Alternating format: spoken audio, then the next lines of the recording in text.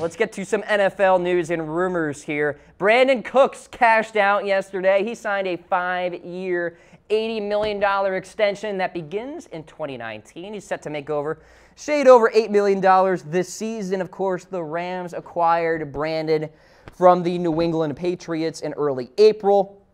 The Rams gave up a first-round pick and a sixth-round pick in exchange for Cooks and a fourth-rounder. Now, Cooks is a good wide receiver. He's going to be very important to that Rams offense. I'm very excited to see what he can do along with Robert Woods and Cooper Kupp and young tight ends such as Everett on that team as well. Cooks has 1,000 receiving yards with at least 7 touchdowns in each of the last 3 seasons. This guy has been ultra consistent, a great fantasy asset for all you fantasy football players out there. In 2017, the guy averaged a career-high 16.6 yards per catch, which ranked 7th in the league. So good job by the Rams here. Here's the problem. The Rams may be a legit title contender this year, but after that, they got decisions to make. Aaron Donald has to get paid. LaMarcus Joyner's on the franchise tag. He's got to get paid. And Ndamukong Suh's on a 1-year deal. Talib may no longer be worth his high salary. Gurley and Peters' salaries skyrocket in 2019, and Andrew Whitworth turns 37 this year. So yeah, what I'm saying is the Rams better win the Super Bowl this season, or else changes could be a-coming there for LA.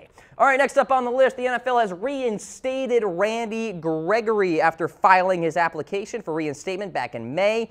Gregory finally got his wish. 2015 second-round pick had returned from a 6-week program that included intensive drug and alcohol rehab in addition to some counseling here.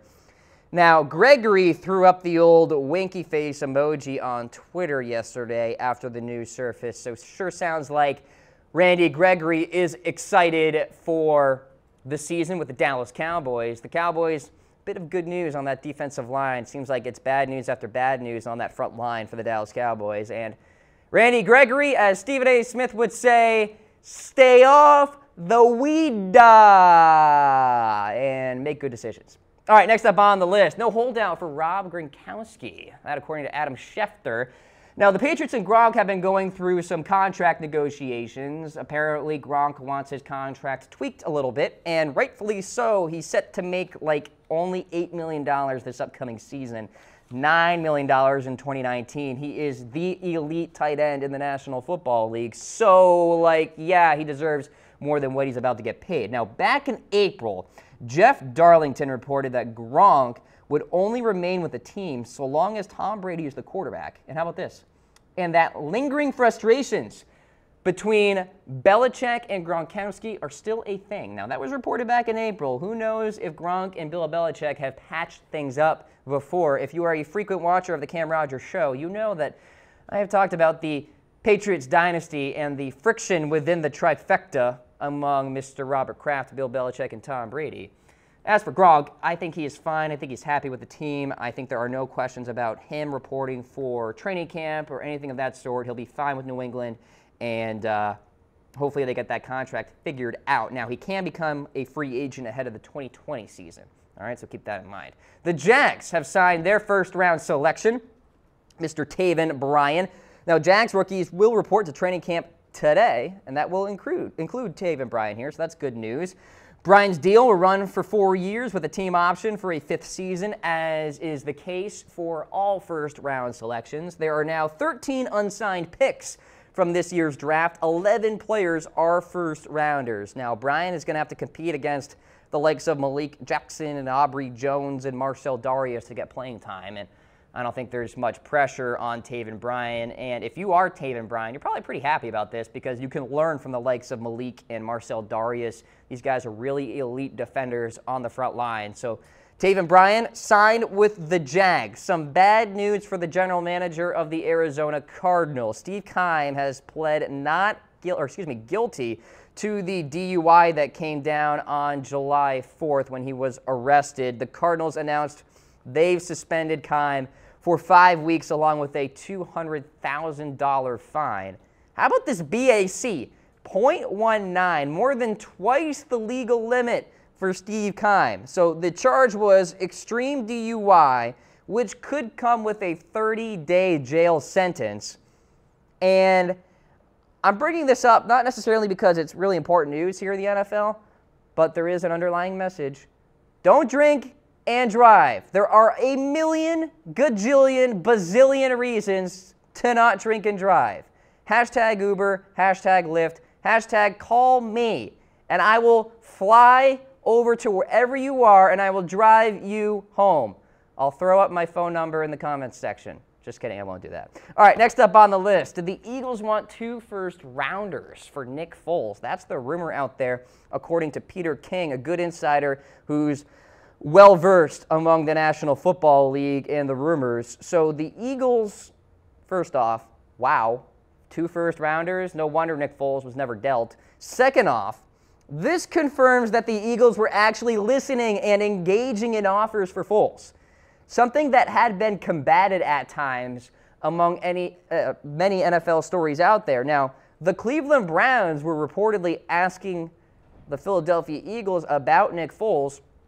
Obviously, that trade never came to fruition. The Browns ended up getting Tyrod Taylor, and of course, they have Drew Stanton as well as Baker Mayfield. So they're fine at quarterback, but the Browns did inquire about Nick Foles.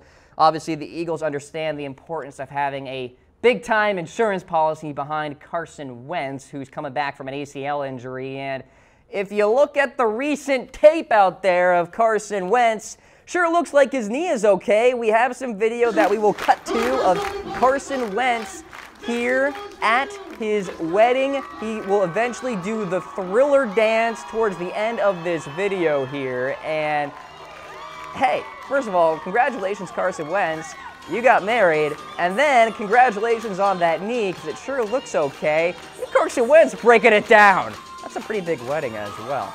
Pretty cool setup as well. You take a look at the beginning of the video. You probably saw the water on the background and all that stuff. So, hey, Carson Wentz getting down. I think the Thriller comes up in a matter of seconds here, and then there's like an orchestration going on. And wait for it, wait for it. Is it happening? Carson's preparing himself, and there it is. There's the Thriller dance. All right, so, hey, Carson seems good to go for week 1, in case you were curious about that and worried about that if you're an Eagles fan out there.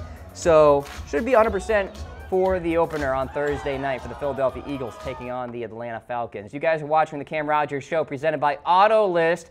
Are you looking for a new or used car out there and you're tired of browsing a million sites?